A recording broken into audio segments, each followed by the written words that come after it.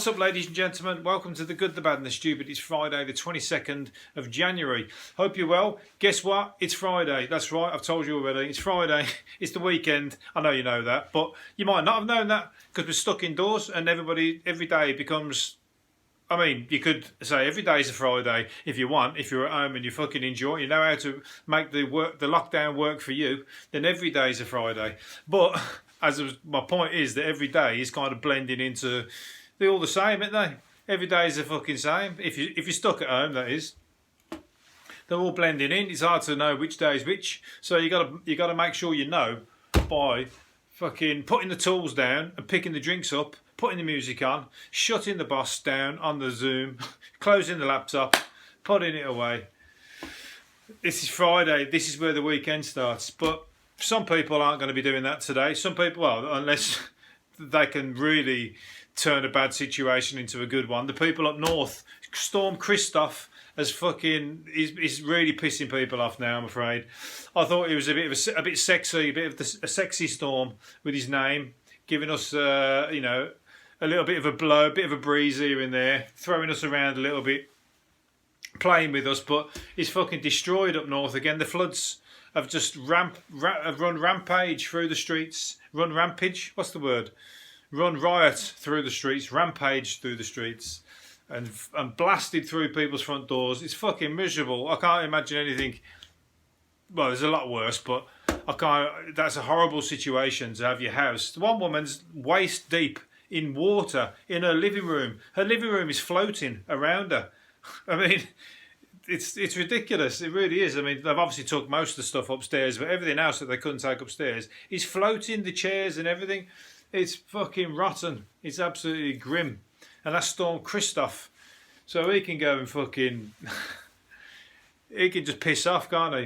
Hopefully they'll get paid out for it. But I don't know how they're going to turn that into a good situation. They can go upstairs and fucking drink themselves into oblivion. And when they're up there, they can start thinking, hang on a minute. For a temporary period, we do have our own swimming pool. So you could... let's get the swimming trunks on and go down and swim around the living room. Try and make a bad situation good. I hope they managed to get the TV upstairs before, because the last thing you fucking want is to sit in a miserable house with no electricity. Well, his electricity must be still on, but you probably can't, can you, with the water on? With the water. So yeah, it's pretty grim. But the kids would be loving it, wouldn't they? Kids fucking going down the river on a boat, or going down the street, should I say, on a boat. That'd be quite fun for the kids. But it's just grim. So it's shit enough anyway. Glastonbury's just been cancelled. This is am I depressing? This is the depressing episode, or what? Glastonbury's been cancelled. So that's 250. I can never get a ticket anyway. So.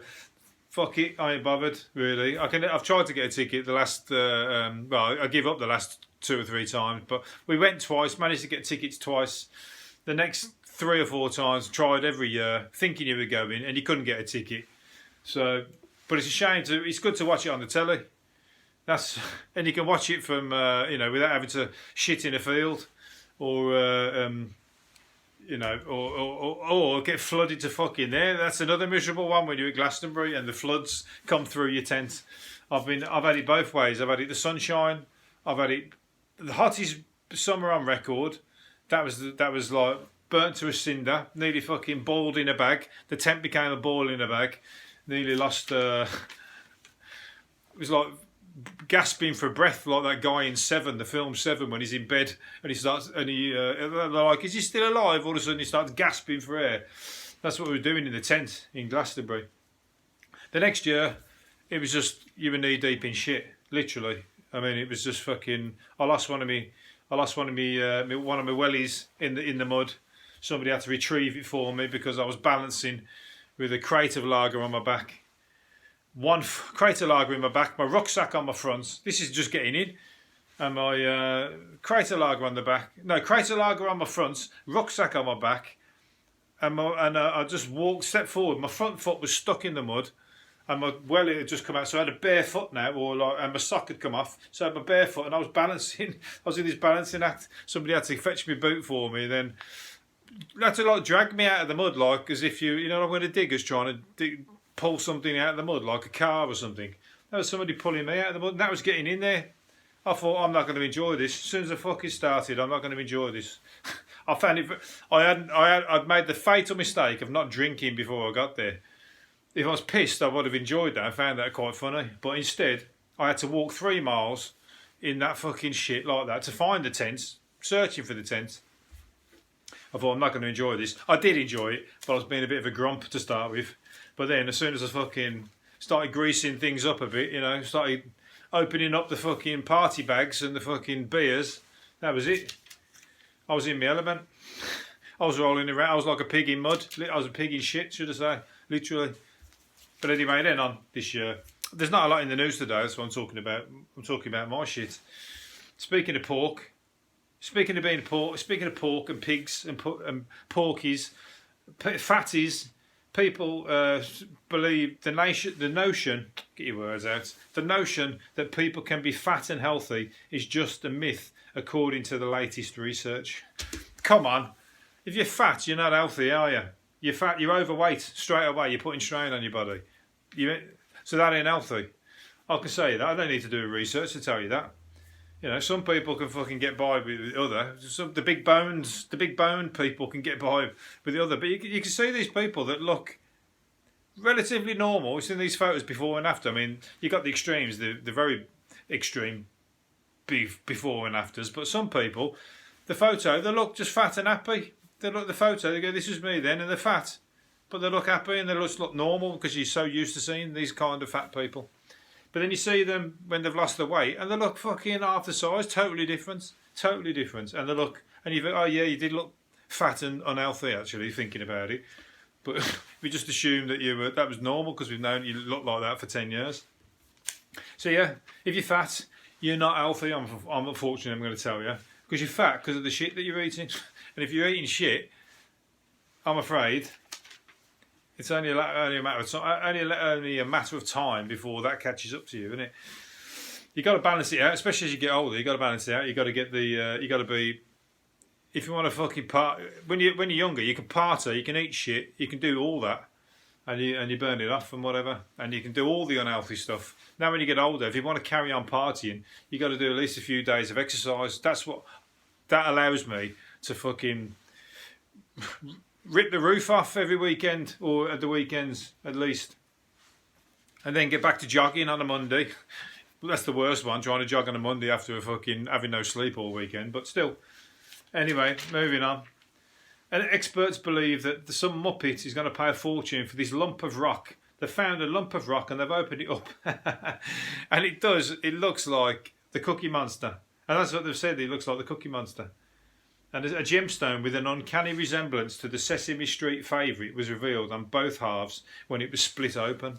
And a specialist who they sent it to said it is worth at least 7,300 because of its rarity. I think he's a fucking diehard Muppet fan, isn't he? That's not worth 7,300, I'm afraid.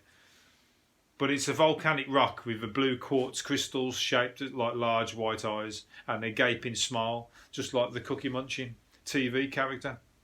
It was great. He should have his own program. He should program the Cookie Monster. Or maybe he has. I guess I don't watch that much children's TV, but he should be on adults' TV. Cookie Monster. He's a great character, but he's going to make somebody 7,300. I think the Cookie Monster, whoever writes or makes the Cookie Monster, they should buy it. It's basically memorabilia, isn't it? It's not like Rolling Stones memorabilia though. I don't think I can't see it going for 7,300, but then I might be wrong. I like anything that goes to the auction and makes a fortune. I'm fucking all for it. These Pokemon things are making an absolute killing. Did somebody sell something for a few 100,000? An old unopened first Pokemon something or other cards. It's great. I tell you what, money for nothing is the best money. And there's a guy who's won £532 million on the American lottery. It's £532 million lottery jackpot. Does he know? It's matched all 6 numbers. He's anonymous. Stay anonymous. Don't tell any fucker that you've got that. Especially don't tell. I mean, obviously you might tell your nearest and dearest, but you don't tell the fucking nation. Straight away, if somebody's going to try and burgle you, They ain't gonna want to like it. No one's gonna want to like that. All your extended streets around near your house, they're all gonna know you. And they're gonna go. They're not gonna be the same with you. Every time you walk past them, say hello, they're gonna be going, "Oh, that's that cunt who won the lottery. He's he's rolling in it. He hasn't offered anything to do anything to the street and have any street parties or anything. They'll be like that. People won't get on with it." I'm just saying, bitter. Everyone's bitter. Well, I don't get why anybody announces themselves as the lottery winner, to be honest. These ones who stand there with a massive cheque, the huge cheque that's fucking, the big bold statement, a massive cheque and photo in the paper. You're a target straight away. For beggars and for burglars. But each to their own. Some people are, I've got that narcissist trait and just want to be like that. Yeah, you all thought I was a fucking arsehole. Now check me out. You can think I'm an arsehole because I'm a rich arsehole. So it depends on which where you're coming from with it. Anyway, moving on. Women want foreplay. This is the last. You want to do that one first? No, last two. What about this guy? I was going to say this guy has got a strange hobby. This guy spent £12,000 on his hobby of dressing up as a rabbit. He likes to dress up as a rabbit. He likes to spend his spare time walking around, running around a field in a rabbit suit. That reminds me of that girl. There's a girl who runs around like a horse. There's videos of her on YouTube, and she runs around fields like a horse and jumping over the horse, like running around the horse jumping. What do they call it? Jumping, horse jumping. Do they call it horse jumping? You know what I mean? Over the jumps, and she does that. But like she does look like a horse. She's got the technique down and everything. She jumps just the way a horse would jump. And she runs around like that. It's fucking crazy. It's really weird. I'll tell you what, you wouldn't want to fucking find that out after falling in love with her. And you have to put up with that. You go, oh, it's all right. Yeah, I love you for who you are. And all of a sudden, she's fucking dropping big shits in the living room and that, and expecting you to pick it up with a shovel and bucket. And you got, you have to put her shoes on for you and pretend to nail them in. No, I don't think so. And then making, letting you, well, I don't know, you might like riding around on the back, around the living room as well. And this guy likes to dress up as a rabbit. And he also meets other enthusiasts online. Weird. I'll tell you what, if I had a weird hobby and I knew it was weird, I wouldn't want to meet anybody else to add that hobby either. Because, first of all, I would know that it was weird. And it's not quite the same. I was going to talk about paedophiles then, but because they start talking to each other, going, "Are you into that as well? Yeah, you into that? I know it's a bit weird. Ain't nobody else got to know about that." But I'd be the same with fucking dressing up as a rabbit. All these guys who dress up with the nappies and dress up like babies and go and see prostitutes and whatnot. It's hard, isn't it? You wouldn't want to meet up with a load of other people who dress up like babies and that as well. And I guess they just want to understand themselves, I guess. But his suit looks quite funky, to be honest. It's like fucking the best onesie I've ever seen. Anyway, if that's the least, or the least I can compliments I can pay him. Anyway, but disclaimer: by no means am I referring to him or that he might have paedophilia tendencies just because he dresses up as a rabbit. That wasn't my point. My point is, it's fucking weird dressing up as a rabbit. That's it. Anyway, moving on. Let's get out of that one quick. The last one we're going to do is women who want foreplay to last 6 minutes longer. Women want foreplay to last 6 minutes longer than it actually does. So come on, guys. 7 minutes she wants, not the usual one. Not the quick fumble. the token fumble as you get to where you want to get to or what you want to do. Come on. You got to play the game. On average, they believe 23 minutes of smooching before. 23 minutes. That's a bit. They're going into uncharted territory there. I have to say, on average, they believe 23 minutes of smooching before sex is the perfect amount, but have to make do with just 17. Bradford, who's counting? 23 minutes. Has someone got a stop clock? I don't know. It's a bit precise, but they just say around 25 minutes. 23 minutes. Bradford ladies lose out the most by falling short by 10 minutes and 36 seconds. Come on, Bradford. I'll tell you what.